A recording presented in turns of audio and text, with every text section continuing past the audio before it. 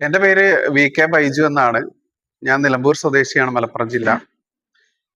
Chanakya news, news cafe എന്നീ 3-4 പേരുകളിൽ online ചാനലുകൾ നടത്തുന്നുണ്ട്. ന്യൂസ് ചാനലുകളാണ്.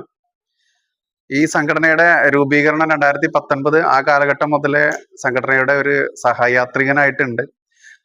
ഇപ്പൊ പിന്നെ പൂർണ്ണമായിട്ടും ഈ സംഘടനയിൽ ചേർന്ന് തന്നെ പ്രവർത്തിക്കുന്ന ഒരു അവസ്ഥയാണ് ഉള്ളത്. കാരണം നമ്മുടെ കാലഘട്ടത്തിന്റെ ആവശ്യമായി മാറിയത് കൊണ്ട് തന്നെ ഇനി നമ്മൾ ചാനലിൽ ഇരുന്നിട്ട് ഘോരം സംസാരിച്ചിട്ടൊന്നും കാര്യമില്ല. ഇനി നമ്മൾ ഗ്രൗണ്ടിലേക്ക് ഇറങ്ങി നമ്മുടെ വരാനിരിക്കുന്ന തലമുറയ്ക്കെങ്കിലും വേണ്ടിയിട്ട് നമ്മൾ ഇനിയും ഇറങ്ങിയിട്ടില്ല എന്നുണ്ടെങ്കിൽ എന്തായിരിക്കും എന്നുള്ള വലിയൊരു ചോദ്യം എൻ്റെ ലൈഫിൽ തന്നെ വന്നതുകൊണ്ടാണ് ഞാൻ നേരിട്ട് ഇറങ്ങാൻ തീരുമാനിച്ചത്. ഓക്കെ, ഇതില് ഇപ്പോ മനസ്സിലായി.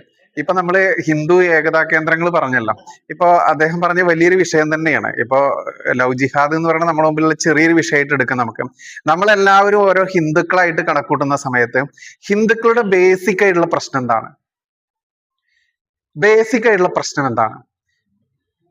സമ്പത്ത് തന്നെയാണ്, അല്ലെ? സാമ്പത്തികം തന്നെയാണ് ബേസിക്. ഇപ്പൊ നമുക്ക് മൊബൈൽ റീചാർജ് ചെയ്യാൻ നമ്മളെ 300 രൂപ ഉണ്ടായിരിക്കാം. പക്ഷെ നമുക്ക് ചിലപ്പോൾ അരി വാങ്ങാൻ ചിലപ്പോ 500 1000 ഉണ്ടായിരിക്കില്ല. അതേപോലെ തന്നെയാണ് വൈകിട്ട് എന്താ പരിപാടി, ഇത് വാങ്ങാനുണ്ടായിരിക്കാം, ചിക്കൻ കാല് വാങ്ങാൻ നമ്മുടെ അടുത്ത് ഉണ്ടായിരിക്കാം. നമ്മുടെ കുട്ടിക്ക് നല്ലൊരു ബാഗ്, കുട്ടിക്ക് നല്ലൊരു ഷൂസ്, കുട്ടിക്ക് നല്ലൊരു പാന്റ് ഷർട്ട് വാങ്ങാൻ നമ്മളതിൽ കാശ് ഉണ്ടാവില്ല. അപ്പൊ ഹിന്ദുവിന്റെ അടിസ്ഥാനം എന്ന് പറയുന്നത് സാമ്പത്തികം ഇല്ലായ്മ തന്നെയാണ്. അതുകൊണ്ടാണ് ഞാൻ ഇന്നിങ്ങനെ നോക്കുകയായിരുന്നു, ഓരോരുത്തരുടെ മുഖത്ത് നോക്കിയ സമയത്ത് നമ്മൾ സനാതനത്തെ കുറിച്ചൊക്കെ നമ്മൾ ഇങ്ങനെ ചിന്തിക്കും, പറയും, അല്ലെ? നമ്മൾ ഹിന്ദുക്കളാണ്. ഹിന്ദുക്കളുടെ ഇപ്പൊ മുസ്ലിം ആണെന്നുണ്ടെങ്കിൽ പെട്ടെന്ന് നമുക്ക് തിരിച്ചറിയാൻ പറ്റും അവന്റെ ഐഡന്റിറ്റി എങ്ങനെയാ. ഒരു പുരുഷനാണെങ്കിൽ അവന്റെ മുണ്ടിന്റെ നീളം നോക്കിയാൽ മതി, അല്ലെ പാന്റിന്റെ നീളം നോക്കിയാൽ മതി. മുസ്ലിം സ്ത്രീകളാണെങ്കിലോ പർദ്ദ ഉണ്ടായിരിക്കാം, അതിന് തട്ടുണ്ടായിരിക്കാം. നമുക്ക് എന്താ ഉള്ളത്? മിനിമം നമ്മളൊരു പൊട്ട് തൊടാറുണ്ട്, അല്ലെ? ഒരു കുറി തൊടാറുണ്ട്. നമ്മുടെ കൂട്ടത്തിൽ എത്ര പേര് പൊട്ട് തൊടാത്തവരുണ്ട്, കുറി തൊടാത്തവരുണ്ട്? പേടിയാണ്. എന്തുകൊണ്ടാണ്? മറ്റവൻ കണ്ടു കഴിഞ്ഞാൽ നമ്മളെ ആരാക്കും? സംഘിയാക്കും. എങ്ങനെ സംഘി എന്നുള്ള വാക്ക് വന്നത്? സംഘം എന്നുള്ള എന്നാണ് സംഘി വന്നത്, അല്ലെ? നമ്മളെ ഹിന്ദു ആയിട്ട് ഇവർ കാണുന്നില്ല. നമ്മളെ ആരായിട്ടാ കാണുന്നത്? സംഘിയായിട്ടാ കാണുന്നത്. പൊട്ട് തൊട്ടവൻ സംഘിയാണ്, കാവി ഉടുത്തവൻ സംഘിയാണ്, പിന്നെയോ കയ്യിൽ കയറ് കെട്ടിയവൻ, ചരട് കെട്ടിയവൻ സംഘിയാണ്. ഈ സംഘി എന്ന് പറയുന്ന ആ 2 അക്ഷരത്തിൽ നിന്ന് ഹിന്ദു ആയിക്കൊണ്ട് ഞാൻ ഹിന്ദുവാടാ, അതേടാ ഞാൻ ഹിന്ദുവാടാ, എന്റെ നെറ്റിയിൽ ഞാൻ കുറി തൊടുമടാ, എന്റെ നെറ്റിയിൽ തിരുനെറ്റിയിൽ സിന്ദൂരം തൊടുമടാ എന്ന് പറയാൻ ധൈര്യമുള്ള ആ ധൈര്യം വരണം എന്നുണ്ടെങ്കിൽ ബേസിക് എന്താണ്? നമുക്ക് സാമ്പത്തിക ഭദ്രതയാണ്. ഈ സാമ്പത്തിക ഭദ്രത നമ്മൾക്ക് ഇപ്പൊ ഞാൻ നിങ്ങളോട് എല്ലാവരോടും ചോദിക്കട്ടെ ഒറ്റ ചോദ്യം. നിങ്ങൾ വിളിച്ചാൽ നിങ്ങളുടെ ഏത് ആപത്ഘട്ടത്തിലും നിങ്ങളുടെ ഇടതും വലതും ചേർന്ന് നിന്ന് 2 പേർ വരുമോ? നിങ്ങളുടെ കുടുംബത്തിൽ നിന്നോ സുഹൃത്തുക്കളായിക്കോട്ടെ. എത്ര പേർക്ക് 100% പറയാൻ പറ്റും ഞാൻ വിളിച്ചാൽ 2 പേര് വരും എന്റെ കൂടെ എന്ന് പറയാൻ പറ്റുമോ? ഇല്ല, അല്ലെ? നമ്മൾ എത്ര സംഘടനകൾ ഉണ്ട് ഇവിടെ, എത്ര സംഘടനകൾ നിങ്ങൾ പണിയെടുക്കുന്നുണ്ട്, നിങ്ങൾ പ്രവർത്തിക്കുന്നുണ്ട്. ഈ സംഘടനക്കാർ നിങ്ങളെ വിളിച്ചാൽ വരുമോ? ഉണ്ടോ? ഞാന് നമ്മുടെ നാട്ടിലുള്ള എല്ലാ ഹിന്ദു സംഘടനകളുടെയും സംസ്ഥാന അധ്യക്ഷന്മാരുമായിട്ട് നമ്മൾക്ക് നേരിട്ട് ബന്ധമാണ്. നമുക്ക് ഈ ചാനൽ ചർച്ചകളിലും മറ്റുമൊക്കെ ആയിട്ട് എനിക്കൊരു വിഷയം വന്നു കഴിഞ്ഞാൽ പോലും ഈ സംഘടനയുടെ നേതാക്കന്മാരോ അധ്യക്ഷന്മാരോ പ്രവർത്തകരോ വരുന്നില്ല എന്നുണ്ടെങ്കിൽ പിന്നെ ഓരോ സാധാരണക്കാർ വിളിച്ചാൽ എങ്ങനെയാ വരിക? നമ്മൾക്ക് സാധാരണക്കാരന് വരുന്ന വിഷയങ്ങൾ എന്താണ്? ഒരു പഞ്ചായത്തിൽ നിന്ന് ഒരു സഹായം, അതല്ലെങ്കിൽ ഇപ്പൊ ഒരു പോലീസ് കേസോ അല്ലെങ്കിൽ എന്തെങ്കിലും നിയമപരമായിട്ടുള്ള ഒരു കാര്യങ്ങൾ. ഇതിനൊക്കെ നിങ്ങൾ നിങ്ങളുടെ നാട്ടിലെ സംഘടനക്കാരെ ഒന്ന് വിളിച്ചു നോക്കൂ. പിന്നെ അവർ നിങ്ങളുടെ നമ്പർ എടുക്കില്ല, നിങ്ങളെ തിരിച്ചു വിളിക്കാന്ന് പറയും, പിന്നെ അവരുടെ അഡ്രസ്സ് കാണില്ല.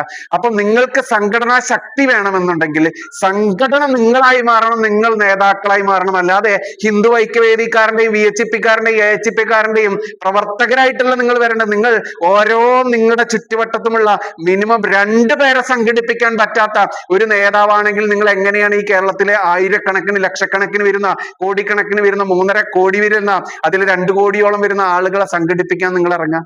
നിങ്ങൾ ഹിന്ദു എന്ന് പറയാൻ ധൈര്യമില്ലാത്ത നിങ്ങൾ എങ്ങനെയാ നിങ്ങളുടെ ചുറ്റുവട്ടത്തുള്ള ഹിന്ദുക്കളെ സംരക്ഷിക്കാൻ ഇറങ്ങുക, നിങ്ങളുടെ മക്കളെ സംരക്ഷിക്കാൻ നിങ്ങൾ ഇറങ്ങുക? ആദ്യം ഹിന്ദു എന്ന് പറയാൻ എന്റെ അച്ഛൻ ശങ്കരൻ നായരാണ്, അല്ലെങ്കിൽ ശങ്കരൻ ഈഴവനാണ്, ശങ്കരൻ ഏതോ ആവട്ടെ ആ വിഭാഗത്തിലുള്ളതാണ്, എന്റെ അമ്മ സരസ്വതിയാണ്, എന്റെ അമ്മ പാർവതിയാണ്, അല്ലെ ഭാർഗവിയാണെന്ന് പറഞ്ഞ് കുറി തൊട്ടുകൊണ്ട് കാവി ഉടുത്തുകൊണ്ട് കയ്യിൽ ചരട് കെട്ടിക്കൊണ്ട് നമ്മുടെ സംസ്കാരത്തോടു കൂടി മുന്നോട്ട് വരാൻ ധൈര്യമില്ലാത്ത നിങ്ങൾ എങ്ങനെയാ ഭാവിയിൽ നിങ്ങളുടെ കുട്ടികളെ നോക്കാൻ പോകുന്നത്? നിങ്ങളുടെ പേരക്കുട്ടികളെ നിങ്ങൾ എങ്ങനെയാ രക്ഷിക്കാൻ പോകുന്നത്?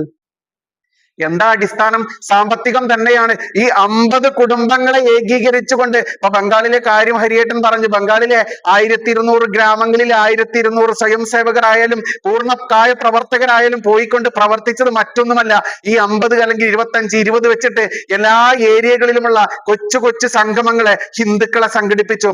ആ സംഘടിപ്പിച്ചത് കൊണ്ട് തന്നെയാണ് മിനിമം 5 വർഷം കൊണ്ട് അവിടെ ഭരണം നേടിയത്. ഭരണം നേടിയപ്പോൾ 36 സെക്കൻഡുള്ള വീഡിയോയിലുള്ള ഒരു കാര്യമാണ് ഹരിയേട്ടൻ പറഞ്ഞത്. അവിടെ സുവേന്ദു അധികാരി പറഞ്ഞു, ഞാൻ ഹിന്ദുക്കളുടെ മുഖ്യമന്ത്രിയാണെന്ന് പച്ചയ്ക്ക് അദ്ദേഹം പറഞ്ഞു. അദ്ദേഹത്തിന് പറയായിരുന്നു, ഞാൻ മതേതരനാണ്, ഞാൻ ഇവിടെ എല്ലാവർക്കും, നമ്മുടെ ഇവിടെ 3 ആൾ വിജയിച്ചല്ലോ, നമ്മുടെ 3 ആൾ വിജയിച്ച സമയത്ത് മുരളീധരൻ ഫസ്റ്റ് പറഞ്ഞു, ഞാൻ കണ്ടതാ, ഞാൻ ചാനലിലായതുകൊണ്ട് എനിക്ക് ഇതൊക്കെ ശ്രദ്ധിക്കേണ്ടതുണ്ട്. അദ്ദേഹം പറഞ്ഞെന്തെന്നറിയാമോ? ഈ മാധ്യമ പ്രവർത്തകൻ ചോദിക്കുക, നിങ്ങൾ ഹിന്ദുക്കളുടെ ലേബലില് പാർട്ടി ഉള്ളതല്ലേ, ആ പാർട്ടിയിലല്ലേ നിങ്ങൾ മത്സരിച്ച് ജയിച്ചത്, നിങ്ങൾ ഹിന്ദുക്കൾക്ക് വേണ്ടി എന്തെങ്കിലും ചെയ്യോ എന്ന് ചോദിച്ച സമയത്ത് അദ്ദേഹം ചോദിക്കാനൊരു കാരണം, ഈ സുവേന്ദു അധികാരിയുടെ ആ പ്രഖ്യാപനം കേട്ട മാധ്യമ പ്രവർത്തകനാണ് ചോദിച്ചത്. അപ്പൊ മുരളീധരൻ പറയുകയാണ്, ശ്രീ മുരളീധരൻ MLA പറയുകയാണ്, ഞങ്ങൾ എല്ലാവരുടെയും പാർട്ടിയാണ്, ആ എല്ലാവരുടെയും പാർട്ടി ആയതുകൊണ്ട് തന്നെ അദ്ദേഹത്തെ ജയിച്ചു, ഞാൻ അതുകൊണ്ട് എല്ലാവർക്കും വേണ്ടി പ്രവർത്തിക്കുന്നു. നോക്കൂ, നിങ്ങളുടെ ഏതെങ്കിലും ഒരു BJP നേതാവ് പറയുന്നത് കേട്ടിട്ടുണ്ടോ? ഏതെങ്കിലും ഹിന്ദു സംഘടനാ നേതാവ് പറയുന്നത് കേട്ടിട്ടുണ്ടോ?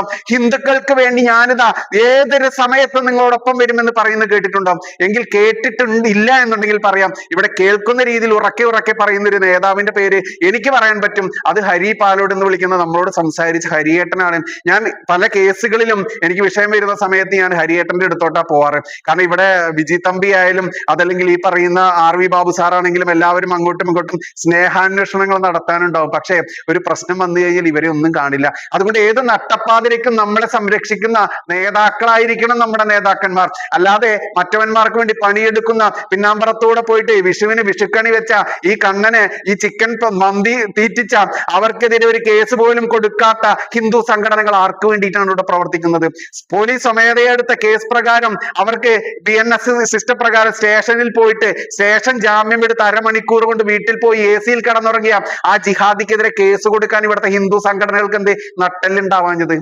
കേസ് കൊടുത്താൽ അവർക്ക് പിരിവ് കിട്ടില്ല. എന്തിനാ പിരിവ്? നേതാക്കന്മാർക്ക് 24 മണിക്കൂർ AC കാറിൽ അങ്ങോട്ടും ഇങ്ങോട്ടും പോയി. ഇപ്പൊ ഞങ്ങൾ ഇവിടെ വരുമ്പോഴൊക്കെ, ഇപ്പൊ ഹരിയേട്ടനാണെങ്കിലും ആരാണെങ്കിലും ഞങ്ങൾ പല ജില്ലകളിൽ സഞ്ചരിക്കുന്ന സമയത്ത് 100ന്റെയും 200ന്റെയും 500ന്റെയും ഒക്കെ റൂം എടുത്തിട്ടാണ് ഞങ്ങൾ ചൂട് സഹിച്ച് ഈ കൊതുകടി സഹിച്ച് ഞങ്ങൾ കിടന്നിട്ടാണ് ഈ പ്രവർത്തനം നടത്തുന്നത്. പക്ഷെ ഇവർക്കത് പറ്റില്ല. അതിനു വേണ്ടി തന്നെയാണ് ഈ മന്തി തീറ്റിച്ച ഈ ചിക്കൻ കാല് തീറ്റിച്ച കണ്ണന്റെ ആ വിഷയത്തിൽ ഒരു കേസ് കൊടുക്കാൻ ഇവിടുത്തെ ഹിന്ദു സംഘടനകൾക്ക് പറ്റിയിട്ടില്ല. പക്ഷെ അപ്പൊ ചോദിക്കാൻ, നിങ്ങൾക്ക് HPക്കാർക്ക് പറ്റിയോ എന്നുള്ളത്? പറ്റിയെന്നേ. HPയിൽ കേരളത്തിൽ ആകെ കേസ് കൊടുത്തിട്ടുള്ള ഒരു വ്യക്തിയാണ് ഇരിക്കുന്നത്. പക്ഷെ അതിന് നടപടി എടുത്തോ എന്നുള്ളത് സെക്കൻഡറി ആണ്. കാരണം ജിഹാദി പോലീസാണ്, അതല്ലെങ്കിൽ ജിഹാദി ഭരണമാണ്, കേസെടുക്കില്ല. പക്ഷെ പരാതി കൊടുക്കുക എന്നുള്ളത് ഒരു ഹിന്ദു സംഘടനയുടെ ഉത്തരവാദിത്തമാണ്. അതുപോലും കൊടുക്കാൻ നട്ടെല്ലില്ലാത്ത സംഘടനയുടെ പിറകെ നമ്മൾ പോകണം. അതല്ല, നമ്മൾ ഓരോരുത്തരും നട്ടെല്ലുള്ള നേതാക്കന്മാരായിക്കൊണ്ട് നമ്മുടെ ചുറ്റുവട്ടത്തുമുള്ള 50ഓളം വീടുകളെങ്കിലും മിനിമം സംഘടിപ്പിച്ചുകൊണ്ട് എടാ വാടാ ഞാൻ എന്ന് വിളിക്കുമ്പോൾ ഓടി വരാൻ, നമ്മളുടെ പ്രശ്നങ്ങൾ തീർക്കാൻ ഈ കേന്ദ്രത്തുനിന്ന് മറ്റൊന്നും അല്ല വരേണ്ടത്, നമ്മുടെ ചുറ്റുവട്ടത്തുനിന്നാ വരേണ്ടത്. അല്ലെ? അയൽപ്പക്കത്തെ ശത്രു എന്താ പറയാ, ദൂരെയുള്ള ബന്ധുവിനേക്കാൾ മെച്ചമാണെന്ന് നമ്മൾ കേൾക്കും. അയൽപ്പക്കത്തെ ശത്രു ആയിരിക്കുമ്പോൾ ഏറ്റവും അടുത്ത് നമ്മൾ വിളിക്കുമ്പോൾ ഓടി വരാം. അതുപോലെയുള്ള ശത്രുക്കളെങ്കിലും നിങ്ങൾക്ക് സൃഷ്ടിക്കാൻ പറ്റില്ല എന്നുണ്ടെങ്കിൽ നിങ്ങളുടെ വീട്ടിലെ കുഞ്ഞു മക്കളെ സംരക്ഷിക്കാൻ നിങ്ങൾക്ക് പറ്റില്ല, അവരെ സംഘടിച്ച് നിർത്താൻ നിങ്ങൾക്ക് പറ്റില്ല എന്നുണ്ടെങ്കിൽ, നമ്മുടെ വീടുകളിലൊക്കെ പണ്ട് ഒരുപാട് അംഗങ്ങളൊക്കെ ഉണ്ടായിരുന്നു അല്ലെ? ഇപ്പൊ അദ്ദേഹം പറഞ്ഞു അണ്ടുകുടുംബമായി മാറിയതിനെ കുറിച്ചിട്ടൊക്കെ, ഒരു കുട്ടിയും 2 കുട്ടിയും എന്നുള്ള അവസ്ഥയിലേക്കൊക്കെ. അവിടെ നമ്മൾ തന്നെ ഒന്ന് ചിന്തിച്ചു നോക്കാം, നമ്മുടെ വീട്ടിൽ എത്ര കുട്ടികളുണ്ട്? അദ്ദേഹമായിട്ട് ഞാൻ പരിചയപ്പെട്ടിരുന്നു രാവിലെ വന്നപ്പോ. അദ്ദേഹത്തിന് 2 പെൺകുട്ടികളാണ്. മനസ്സിലായോ? നമ്മൾ മാറാൻ തയ്യാറല്ല. അപ്പൊ നിങ്ങൾ മാറാൻ തയ്യാറാണോ? നിങ്ങൾക്ക് വേണ്ടി പണിയെടുക്കലല്ല ഇവിടുത്തെ ഹിന്ദു സംഘടനകൾക്ക് നേതാക്കന്മാർക്ക് പരിപാടി, അവർക്ക് നിങ്ങളെ ഭരിക്കലാണ് പരിപാടി എന്ന ചിന്ത നിങ്ങൾക്കുണ്ടെങ്കിൽ, നിങ്ങൾ നേതാവായിക്കൊണ്ട് നിങ്ങളുടെ ചുറ്റുവട്ടത്തുമുള്ള ഒരു 10ഓ 5ഓ വീടുകളെങ്കിലും സംഘടിപ്പിച്ച് അവിടെ നിങ്ങൾ നേതാവായി കഴിഞ്ഞാൽ ഈ 5ഉം 10ഉം കൂടുമ്പോൾ വലിയ വലിയ സംഖ്യകളാക്കി മാറ്റി ഈ കുടുംബങ്ങളെ ചേർത്ത് പിടിച്ച് നമുക്ക് മുന്നോട്ട് പോകാൻ പറ്റുമ്പോൾ അതിന് സാമ്പത്തിക ഭദ്രത നമുക്ക് അത്യാവശ്യമാണ്. ആ സാമ്പത്തിക ഭദ്രത അത്യാവശ്യമായി വരേണ്ട സമയത്ത് നിങ്ങൾക്ക് കൃത്യമായിട്ട് വന്നു ചേരും. അതിന് നമ്മൾ ബേസിക് ആയിട്ട് ചെയ്യേണ്ടത് ഈ ഹിന്ദു ഏകതാ കേന്ദ്രങ്ങൾ സൃഷ്ടിക്കുക എന്നുള്ളത് മാത്രമാണ്. നോക്കൂ, ഇവിടെ ഏറ്റവും കൂടുതൽ പ്രധാനമന്ത്രിയുടെ ഫണ്ട് ഉപയോഗിക്കുന്ന ആരെന്നറിയാമോ? ജനൌഷധി നിങ്ങൾ കേട്ടിട്ടുണ്ടല്ലേ? ഏറ്റവും കൂടുതൽ ജനൌഷധി എവിടെ പ്രവർത്തിക്കുന്നതെന്ന് അറിയാമോ? മലപ്പുറം ജില്ലയില. ആരാന്നറിയാമോ? ഇന്ന് ജനൌഷധിയുടെ ചുമതലയുണ്ടായിരുന്ന നമ്മുടെ എൻ രാധാകൃഷ്ണൻ, നമ്മുടെ എല്ലാം പ്രിയപ്പെട്ട എറണാകുളത്തിന്റെ നേതാവ് അല്ലെ, ഇന്ന് ജനൌഷധിയുടെ ചുമതല എൻ രാധാകൃഷ്ണൻ എടുത്തു കളഞ്ഞിട്ട് വർഷങ്ങൾ കഴിഞ്ഞു. എന്തുകൊണ്ടാണെന്നറിയാമോ? ജനൌഷധി ജിഹാദികൾക്ക് വിറ്റത് ആരെന്ന് ചോദിക്കുമ്പോ അവിടെ ഉയർന്നു വരെ എൻ രാധാകൃഷ്ണന്റെ പേരാ. ആ പേര് വന്നത് കൊണ്ട് ഇന്ന് ഏതോ ഒരു പഞ്ചാബുകാരനെ വിളിച്ച് അടിയും കാലും പിടിച്ചാൽ മാത്രമേ 1-2 വർഷം നമ്മൾ ഫോളോ ചെയ്താൽ മാത്രമേ നമ്മൾക്ക് ജനൌഷധി അനുവദിച്ച് കിട്ടുന്നുള്ളൂ കേരളത്തില്. കാരണം കേരളത്തിൽ ഏറ്റവും കൂടുതൽ ഉപയോഗിക്കുന്നത് ഇവരാണ്. ഇവരത് കൈക്കലാക്കി കഴിഞ്ഞു. നമ്മുടെ ആളുകൾ അവകാശപ്പെട്ട് ഇതിന്റെ പിറകെ നടന്നാലും കിട്ടില്ല. ആരും 2 വർഷം ഈ പഞ്ചാബീനെ വിളിച്ച് നടക്കില്ല. ഏതോ ഒരു സിംഗാണ് ഇപ്പോൾ ഉള്ളത്. ഞാൻ 3 തവണ വിളിച്ചിട്ടുണ്ട്, അതോട്ടാ പറയുന്നത്. പിന്നെ ഞാൻ നിർത്തിയത് കാരണം നമ്മുടെ സുഹൃത്തിന് വേണ്ടിയിട്ട്. അത് കിട്ടില്ല, കേരളത്തിന് പുതിയത് കൊടുക്കുന്നില്ല. എന്തുകൊണ്ട് വെച്ചാൽ അതിലും അഴിമതി നടത്തിക്കൊണ്ട് കാശ് വാങ്ങിക്കൊണ്ട് വിറ്റത് കൊണ്ടാ. അത് തന്നെയാണ് ഇവിടെ നടക്കുന്നത്. അതുകൊണ്ട് നമ്മൾ ഹിന്ദു ഏകതാ കേന്ദ്രങ്ങൾ സൃഷ്ടിക്കുക. ആ സൃഷ്ടിക്കുന്നതിനുള്ള ഇവിടത്തെ പ്രാദേശികമായുള്ള ഈ ജില്ലാ തലത്തിലുള്ള പ്രധാനപ്പെട്ട നമ്മുടെ ഈ വന്ന കൂട്ടത്തിൽ സ്വമേധയാ തയ്യാറായിക്കൊണ്ട് തന്നെ രംഗത്ത് വരിക. അല്ലാതെ ഞാൻ നേരത്തെ പറഞ്ഞു, ഒരു നേതാക്കളെയും നമ്മൾ കുറ്റം പറയാൻ വേണ്ടിയിട്ടല്ല, ഒരു ഹിന്ദു സംഘടനയും നമ്മൾ കുറ്റം പറയില്ല. കാരണം അവരൊക്കെ നമ്മളെ സഹോദര സംഘടനകൾ തന്നെയാണ്. പക്ഷെ അവിടെ ഒരു സംഘടന പുതിയതായിട്ട് വളർന്നു വരേണ്ടതിന്റെ ആവശ്യം എന്താണെന്ന് ചോദിക്കുമ്പോഴാണ് നമ്മൾ വിളിക്കുമ്പോൾ നമ്മുടെ പ്രശ്നങ്ങൾ തീർക്കാൻ, നമ്മൾക്കൊരു ഉപദേശം തരാൻ, നമ്മൾക്ക് എന്തിനും ഏതിനും ഒരു ഹിന്ദു സംഘടന നിർബന്ധമാണ് ഈ കാലഘട്ടം. അതുകൊണ്ട് തന്നെയാണ് ഈ പറഞ്ഞ ഹിന്ദു ഹെൽപ്പ് ലൈൻ നമ്പറിൽ ഒരുപാട് കോളുകൾ വരുന്നത്. ഞാൻ എന്റെ ചാനൽ പോലും അടച്ചു വിട്ടിട്ട് ഇറങ്ങിയത് വെറുതെ അല്ല. ഇനിയും ഇറങ്ങാതെ ചാനലിലും അല്ലെങ്കിൽ നമ്മൾ വീട്ടിലും ഇരുന്നിട്ട് നമ്മളിങ്ങനെ മൊബൈലിൽ ഞോണ്ടിക്കൊണ്ട് അങ്ങോട്ടും ഇങ്ങോട്ടും കുറ്റം പറഞ്ഞുകൊണ്ടും അല്ലെങ്കിൽ വലിയ വലിയ പോസ്റ്റുകളൊക്കെ ഇട്ടുകൊണ്ടും സംസാരങ്ങൾ നടത്തിക്കൊണ്ടും പിരിഞ്ഞു പോയി വീട്ടിൽ സമാധാനമായിട്ടിരിക്കാൻ നമ്മുടെ ഹിന്ദു സംഘടനകൾ നമ്മളെ പരിപാലിച്ചുകൊള്ളും, RSSകാർ നമ്മളെ പരിപാലിച്ചുകൊള്ളും എന്ന പ്രഖ്യാപനവും നടത്തിക്കൊണ്ട് നമ്മൾ എന്താ പറയാ ആസനത്തിൽ കയ്യും ചുരുട്ടി ഇരുന്നിട്ട് കാര്യമില്ല. മമ്മൂട്ടിയുടെയും അല്ലെങ്കിൽ സുരേഷ് ഗോപിയുടെയും ഡയലോഗ് എടുക്കുകയാണെങ്കിൽ ഇനി കൈ ഉയർത്തിക്കൊണ്ട് അതേടാ ഞാൻ ഹിന്ദു ആടാ എന്ന് പച്ചയ്ക്ക് പറഞ്ഞുകൊണ്ട് രംഗത്ത് വരണം. കാരണം മതമാണ് പ്രശ്നം എന്ന് പറഞ്ഞ ആളാണ് നമ്മളെ ഭരിക്കുന്നത്. പച്ചയ്ക്ക് വർഗീയത പറഞ്ഞ ഷാജി നമ്മുടെ മന്ത്രിയാണ്. ആരൊക്കെ ഷാജിക്ക് വോട്ടുത്തിയ മുസ്ലിങ്ങൾ മാത്രമാണോ? വോട്ട് കുത്തിയും കുറി തൊട്ടവനുണ്ട്, കുരിശ് വരയ്ക്കുന്നവനുണ്ട്. എന്നിട്ടോ വല്ലവരും പറയുന്നുണ്ടോ അത് വർഗീയതയാണെന്ന് പറയുന്നുണ്ടോ? ഇല്ല. അപ്പോൾ ഹിന്ദുവാണ്, ഞാൻ ഹിന്ദു തന്നെയാണ്, എന്റെ ഹിന്ദുക്കൾക്ക് വേണ്ടി, എന്റെ സഹോദരങ്ങൾക്ക് വേണ്ടി ഞാൻ നിലപാടെടുക്കും, ഞാൻ ഈ നിലനിൽക്കും, അത് ശക്തമായി മുന്നോട്ട് എന്ന് പറയാൻ ധൈര്യത്തോടു കൂടി വന്നുകൊണ്ട് ഈ സംഘടന ശക്തിപ്പെടുത്തുക. അത് നിങ്ങൾ മറ്റേതൊരു രാഷ്ട്രീയ സംഘടനകളിൽ പ്രവർത്തിച്ചോട്ടെ. ഇപ്പോൾ കമ്മ്യൂണിസ്റ്റിലും കോൺഗ്രസിലും പ്രവർത്തിക്കുന്നവർ, അതല്ലെങ്കിൽ BJP യിൽ പ്രവർത്തിക്കുന്നവർ, കമ്മ്യൂണിസ്റ്റ് ഹിന്ദു അവനെ നമുക്ക് പറ്റില്ല, നമ്മുടെ കൂടെ വരില്ല കേട്ടോ, അങ്ങനെ നമ്മൾ മനസ്സിലാക്കേണ്ട ആവശ്യമില്ല. കാരണം നമ്മുടെ സംഘടനയിൽ കഴിഞ്ഞ ബൈഠക്ക് പാലക്കാടായിരുന്നു. പാലക്കാട് നടന്ന സമയത്ത് അവിടുത്തെ ബ്രാഞ്ച് സെക്രട്ടറി അല്ലെ, ഒരു ബ്രാഞ്ച് സെക്രട്ടറിയാ പുള്ളി വന്ന് പറയുന്നത് എനിക്ക് ഹിന്ദു എന്ന ഐഡന്റിറ്റി വേണം, ആ ഹിന്ദു എന്ന ഐഡന്റിറ്റിയിൽ പ്രവർത്തിക്കാനാണ് ഞാൻ ഇന്നും നിലവിലും ഭാരവാഹിയാണ്. അപ്പൊ അതുകൊണ്ട് നമ്മളൊരു കമ്മ്യൂണിസ്റ്റുകാരനെയും കോൺഗ്രസ്സുകാരനെയും അകറ്റി നിർത്തേണ്ട ആവശ്യമില്ല. പിന്നെ BJPക്കാരെല്ലാവരും നമ്മുടെ കൂടെ ഉള്ളത് കൊണ്ട് അവരെ നമ്മൾ കൂടുതൽ സ്നേഹിക്കുന്നതിനേക്കാൾ ഉപരി മറ്റവരെയാണ് നമ്മൾ കൂടുതൽ സ്നേഹിക്കേണ്ടത്. ഹിന്ദു എന്ന ഐഡന്റിറ്റിയിലേക്ക് അവരെ കൊണ്ടുവരിക. ആ ഹിന്ദു ഏകതാ കേന്ദ്രങ്ങൾ നിങ്ങൾ സ്ഥാപിക്കാൻ തയ്യാറായി കഴിഞ്ഞാൽ നമ്മുടെ സംഘടനയിലൂടെ തന്നെ നമുക്ക് ഒരുപാട് പ്രൊജക്ടുകൾ നടപ്പിലാക്കേണ്ടതുണ്ട്. ഒരുപാട് അമ്മമാർക്ക് വരുമാനം കിട്ടുന്ന, സഹോദരിമാർക്ക് വരുമാനം കിട്ടുന്ന, സഹോദരങ്ങൾക്ക് വരുമാനം കിട്ടുന്ന ആ രീതിയിലേക്ക് നമുക്ക് മാറാൻ പറ്റും. കാരണം ഏറ്റവും കൂടുതൽ പ്രധാനമന്ത്രിയുടെ ഈ ഫണ്ട് ഉപയോഗിക്കുന്നതും പദ്ധതികൾ ഉപയോഗിക്കുന്നതും ഒക്കെ ജിഹാദികൾ തന്നെയാണ്. അത് നമ്മൾക്ക് ഉപയോഗിക്കാൻ, നമുക്ക് സുഖമായിട്ട് ചെയ്യാൻ പറ്റും. അതിന് നമ്മൾക്കൊരു കെട്ടുറപ്പ് വേണം. ആ കെട്ടുറപ്പിന് വേണ്ടിയിട്ടാണ് ഹിന്ദു ഏകതാ കേന്ദ്രങ്ങൾ. അല്ലാതെ നമ്മൾ ആഴ്ചയിൽ ഒരു ദിവസം കൂടി ഇരുന്ന് ചായയും കുടിച്ചിട്ട് അപ്പുറത്തെ വീട്ടിലെ ഷീലേനെ കുറിച്ച്, ഇപ്പുറത്തെ വീട്ടിലെ ബിന്ദുവിനെ കുറിച്ചും അല്ലെങ്കിൽ അയ്യപ്പനെ കുറിച്ചും ശങ്കരന്റെ വെള്ളടീനെ കുറിച്ചും പറഞ്ഞ് പിരിയാൻ വേണ്ടിയിട്ടല്ല. നമ്മൾക്ക് പറ്റുന്ന 1 മണിക്കൂറെങ്കിൽ 1 മണിക്കൂർ നമ്മൾക്ക് ഒന്നിച്ചിരിക്കുക. പണ്ടൊക്കെ നമ്മുടെ വീടുകൾക്കൊന്നും മതിലൊന്നും ഉണ്ടായിരുന്നില്ല അല്ലെ? ഇന്നൊക്കെ മതിലുകൾ ഉള്ളത് കൊണ്ട് തന്നെ അപ്പുറത്തുള്ളവനെ ഇപ്പുറത്തുള്ളവൻ അറിയില്ല, ഇപ്പുറത്തുള്ളവനെ അപ്പുറത്തുള്ളവൻ അറിയില്ല. അപ്പൊ അതൊക്കെ മാറാൻ വേണ്ടി ഈ ഒരു ചെറിയ കൂട്ടൊരുമ, ആ ഒത്തൊരുമ നമ്മൾ കൊണ്ടുവരിക.